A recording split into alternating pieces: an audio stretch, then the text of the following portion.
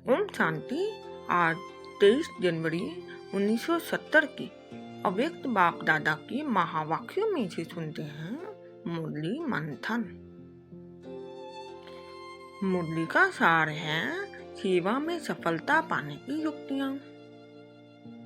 बाबा ने कहा, भाषण तो वर्षों से ही कर रहे हो, लेकिन अब भाषणों में भी अव्यक्त स्थिति भरनी है।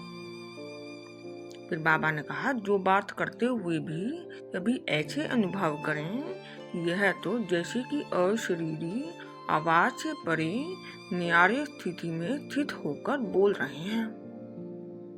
फिर बाबा ने कहा, कोई अनजान भी सभा में प्रवेश करे तो दूर से ही महसूस करें कि कोई अनोखे बोलने वाले हैं।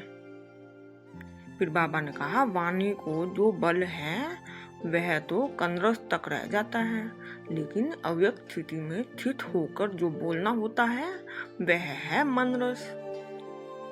फिर बाबा ने कहा, कंदरस सुनाने वाले तो बहुत हैं, लेकिन मनरस देने वाला अब तक दुनिया में कोई नहीं है। बाप तो तुम बच्चों के सामने प्रत्यक्ष हुआ, लेकिन तुम बच्चों को फिर बाहर प्रत्यक्ष होना है।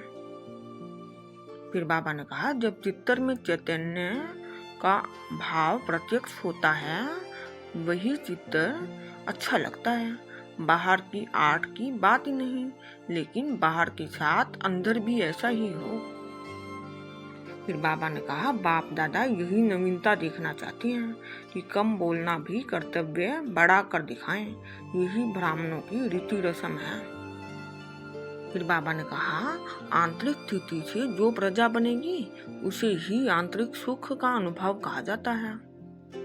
फिर बाबा ने कहा, अभी ऐसी प्रजा बनानी है जो अव्यक्त शक्ति की फाउंडेशन से बहुत थोड़े समय में और सहज ही अपने लक्ष्य को प्राप्त हो। फिर बाबा ने कहा, जितना खुद सहज पुरुषार्थी होंगे, अव्यक्त शक्ति में होंगे, उतना ही औरों को भी आप समान बना सकेंगे। फिर बाबा ने कहा, आत्मा में शक्ति का अनुभव कराने वाले तो तुम ही हो, तो तुम यही नवीनता लानी है। फिर बाबा ने कहा, जब कोई भी कार्य करते हो तो पहले वायुमंडल को अव्यक्त बनाना आवश्यक है।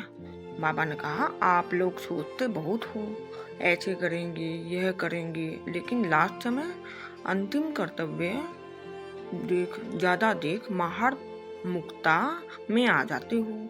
इसलिए ऐसा ही प्रोग्राम रखना है, जो कोई भी आए तो पहले अव्यक्त प्रभाव का अनुभव हो। यह है सम्मेलन की सफलता का साधन।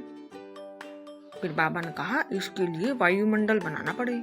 ऐसे नहीं कि उसी दिन सिर्फ करना है। वायुमंडल को शुद्ध करेंगे तब कुछ नवीनता देखने में आएगी। अच्छा, ओम शांति।